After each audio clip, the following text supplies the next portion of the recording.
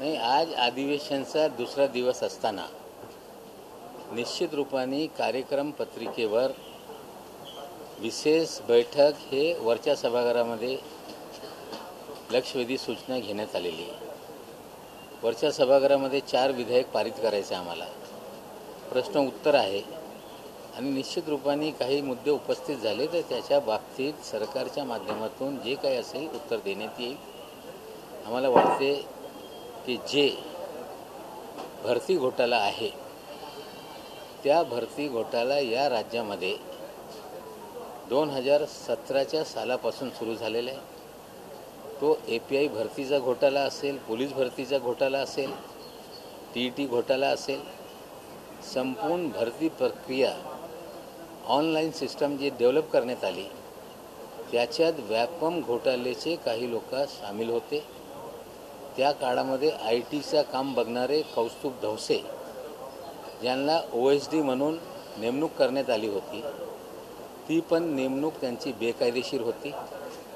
एखादा बाहेरच्या व्यक्ती तो फायली बघू शकत नाही, पण मागच्या सरकारमध्ये ज्या पद्धतीने OSD नेमण्यात आले त्यांच्या माध्यमातून सगळा घोटाळा करण्यात आला आणि एक त्याच्यात चतुराई दाखवण्यात आली होती की ती लोक पब्लिक सर्वंट नसताना जर काही त्यांनी केलं तर त्यांच्यावर अँटी करप्शनच्या काही कारवाया होऊ शकत नाही। त्यासाठी सिस्टमॅटिक OSD नेमून त्या OSDच्या माध्यमातून घोटाळे करण्यात आलेले आहेत। निश्चित रूपाने चर्चेच्या दरम्यान बरेचसे काही विषय समोर येतील। पुणे पोलीसच्या तपासामध्ये घोटाळ्याचा भाजप कनेक्शन पण हळूहळू उघड होऊ लागलेला आहे।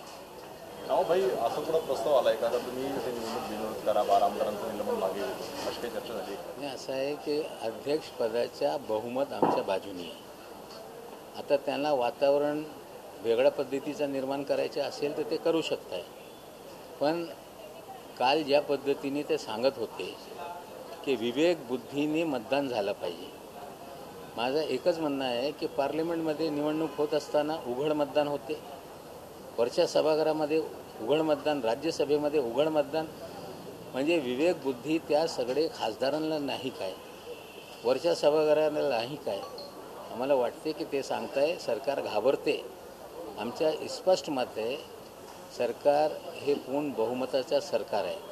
त्यांना वाटत असेल की या सरकारला बहुमत नाही तर त्यांची हिंमत असेल तर अविश्वासाचा ठराव त्यांनी आणला पाहिजे।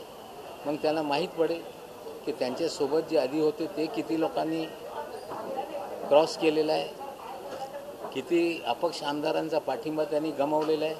आम्हाला वाटते सरकार पूर्णपणे बहुमतमध्ये आहे। पटल्यावर कधीही त्यांनी अविश्वास ठराव आणायचे असतील आणावा, पण पारदर्शक पद्धतीने एखादी निवडणूक होत असेल तर त्याला त्यांनी स्वीकारलं पाहिजे। गोपीचंद पडळकर असं म्हटले आहे मुख्यमंत्रीपदाचा चार्ज अजित पवार यांना दिला तर ते महाराष्ट्रच विकून टाकतो। शिवसेनेचे मुख्यमंत्री करायचा निर्णय पवार साहेबांनी घेतला होता।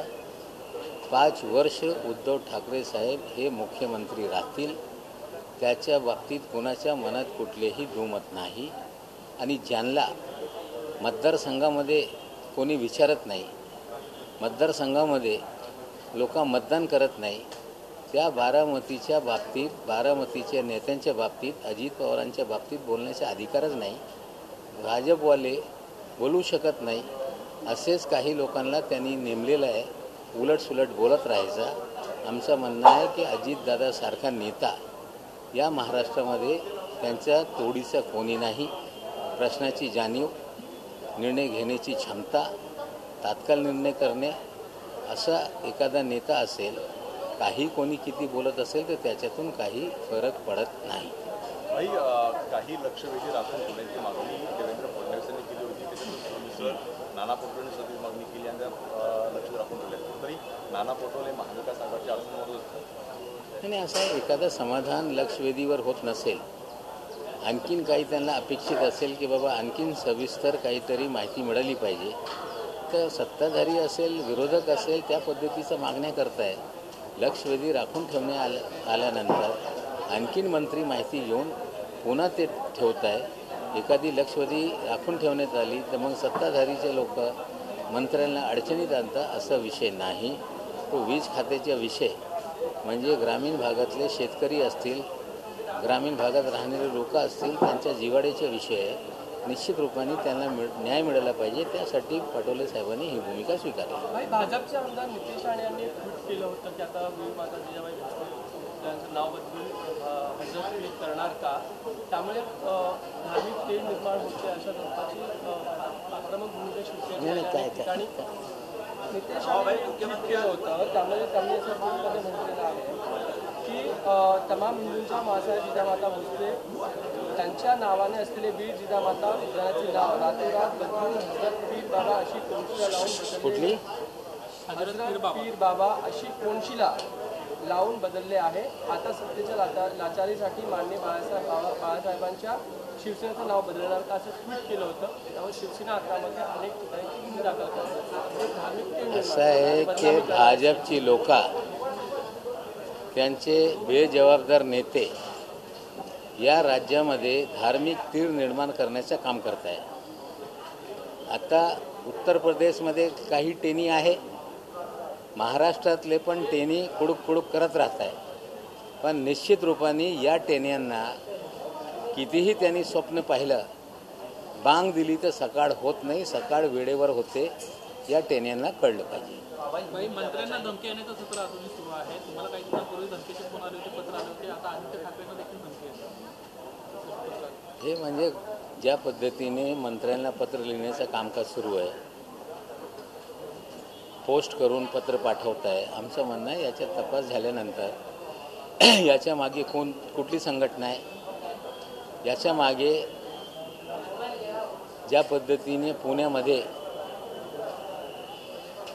हत्या करण्यात आली समाजसेवकाची, कोल्हापूरमध्ये हत्या करण्यात आली, या सगळ्या हत्याचं मागे जी संघटना होती ते कुठे सक्रिय झालेली आहे. काही दाभोलकरची हत्या असेल, पानसरे साहेबांची हत्या असेल, याच प्रकारे काही संघटन लोकांना ज्यांचे विचार पटत नाहीत त्यांना संपवण्याचा डाव करत राहत आहे.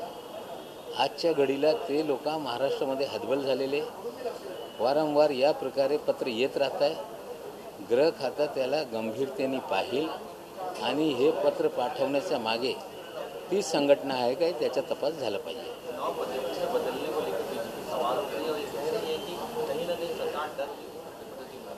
विधानसभा के नियमों को बदलने का अधिकार विधानसभा के बहुमत से पारित किए जाने वाले प्रस्ताव में होता है. 57 के तहत नियम बदले गए. 10 दिन के ऑब्जेक्शन की मर्यादा 1 दिन की गई, कारण 5 दिन की विधानसभा है. महीना 1.5 महीना होता है, तब 10 दिन जो भी ऑब्जेक्शन है वो कॉल किए जाते हैं. और पारदर्शक तरीके से जब पार्लियामेंट में अध्यक्ष चुना जाता है, ऊपर की सभा में, राज्यसभा में 60 साल पुराने नियम से ही चुनाव हो, हमें लगता है ये उचित नहीं. सरकार डर नहीं रही है. अगर विपक्ष में हिम्मत है तो अविश्वास प्रस्ताव लाएं. जो पहले दिन हमारा आंकड़ा था उससे ज़्यादा आज आंकड़ा है.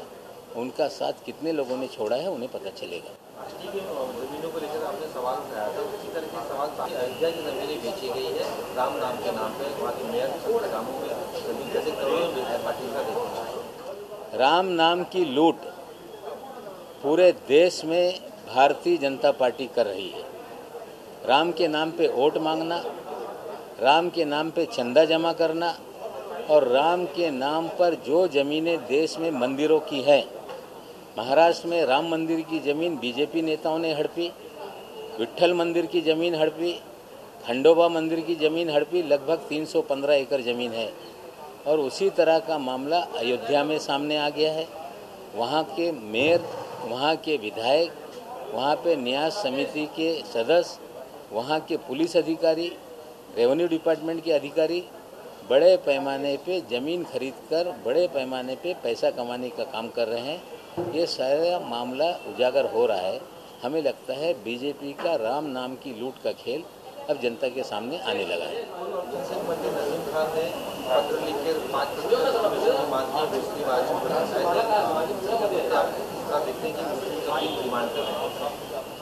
महाराष्ट्र में आघाड़ी की सरकार ने 5% आरक्षण देने का निर्णय लिया था. पिछली सरकार में वो विधेयक लैप्स हो गया और उसके बाद विधेयक नहीं लाया गया. साथ ही साथ में मराठा आरक्षण का विधेयक लाया गया, जिसे हाई कोर्ट ने हरी झंडी दी और सुप्रीम कोर्ट ने उसे रोक दिया। कुल मिला के इंदिरा जयसिंह के मामले में जो 9 बेंच का सुप्रीम कोर्ट का जजमेंट है कि 50% की मर्यादा के आगे आरक्षण नहीं दिया जा सकता, जिसके कारण जो मराठा समाज का आरक्षण है वो भी खटाई में है। और हम चाहते हैं कि मुसलमानों को 5% आरक्षण दिया जाए, लेकिन जो सुप्रीम कोर्ट के 9 बेंच के आदेश हैं, जिसे 50% की मर्यादा है, जिसके कारण आगे कोई निर्णय नहीं हो सकता, हम कोशिश कर रहे हैं कि पार्लियामेंट में संविधान में संशोधन किया जाए और 50% की मर्यादा उसे शिथिल किया जाए, राज्यों को अधिकार दिया जाए।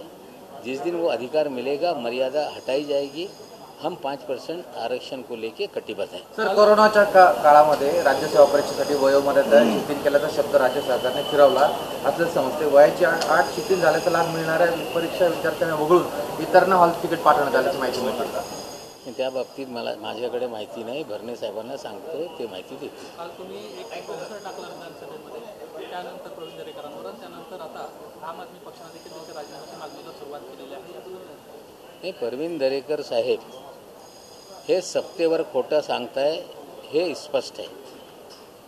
2016साठी जेव्हा विधान परिषदेवर त्यांची निवडणूक होत होती, त्यांनी शपथपत्रावर माहिती दिली होती की त्यांच्याकडे जवळपास 4 कोटीपेक्षा जास्त मालमत्ता आहे। त्यांनी 2014ला 7,80,000 वार्षिक उत्पन्न दाखवलं, 9 लाखपेक्षा जास्त उत्पन्न स्वतःचं दाखवलेलं आहे। त्याचबरोबर एखादा नेता सत्तेवर खोटा बोलत असेल, दुसऱ्या ठिकाणी तो स्वतःला मोलमजुरी करणारा मजूर त्या अंतर्गत मुंबई बँकेची निवडणूक लढत असेल तर त्याच्या बाबतीत त्यांना नोटीस गेलेली आहे, त्यांनी वेळ मागून घेतलेला आहे। म्हणजे कुठेतरी सत्तेवर ते खोटा बोलत आहे। आणि विधान परिषदेमध्ये मी अध्यक्षांना सांगितलं आहे, आमच्या तुम्ही मार्गदर्शन करा। एखादा व्यक्ती सत्तेवर खोटा बोलत असेल त्याच्यावर किती विश्वास ठेवायचा हे प्रश्न आम्ही निर्माण केलेला आहे। सहकार खात्याला सभापती महोदयांनी आदेश दिलेला आहे की जे तुम्ही त्याला नोटीस पाठवलेला आहे त्याचा सविस्तर अहवाल पटलावर ठेवा, असा आदेश सभापती महोदयांनी दिलेला आहे। सर, या अधिवेशनामध्ये विधानसभा अध्यक्षपद लाभणार का आणि तो काँग्रेसचाच असेल? निश्चित रूपाने आघाडी जेव्हा महाविकास आघाडीच्या सरकारची निर्मिती झाली तेव्हा नाना पटोले साहेबांना अध्यक्षपदची जबाबदारी सोपवण्यात आली होती। त्यांनी राजीनामा दिल्यानंतर तो पद रिक्त आहे। कोविड असताना बरेच दिवस तो पद रिक्त राहिलेला आहे। आता जास्त दिवस पद रिक्त ठेवणं हे योग्य नाही।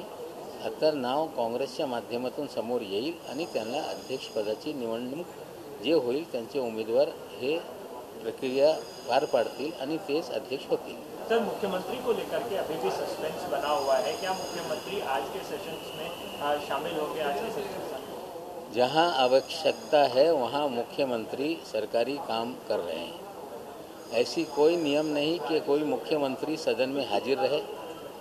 मंत्रियों की जिम्मेदारी होती है, मंत्री काम करते हैं। मुख्यमंत्री की जिम्मेदारी वो अपनी निभा रहे हैं, सदन में वे आएंगे। लेकिन जिस तरह से उनके स्वास्थ्य को लेके भारतीय जनता पार्टी के नेता सवाल खड़ा कर रहे हैं, हमें लगता है इससे ओछी राजनीति नहीं हो सकती। किसी की भी स्वास्थ्य बिगड़ते रहता है, ऑपरेशन होते रहते हैं, डॉक्टर के सलाह पे आराम नेता करते रहते हैं, लेकिन इसका मतलब ये नहीं कि वो काम नहीं कर रहे हैं। हमें लगता है उनके स्वास्थ्य को लेके जिस तरह बीजेपी के लोग टिप्पणी कर रहे हैं, हमें लगता है वो मर्यादा के पलीकडे है। सर, बीजेपी बार बार इस बात पर जोर दे रही है कि अगर मुख्यमंत्री नहीं आ सकते, अपने परिवार का कोई व्यक्ति चार्ज ले ले, क्या कहेंगे? ठीक है, ये अभद्र तरह की टिप्पणी। मुख्यमंत्री अपनी जवाबदारी निभा रहे हैं। उनकी बीमारी पर जिस तरह से सवाल उठाए जा रहे हैं, आराम का सलाह दिया गया और जिस तरह से बीजेपी हरकत कर रही है, महाराष्ट्र की जनता देख रही है और जनता बीजेपी के लोगों को सबक सिखाएगी।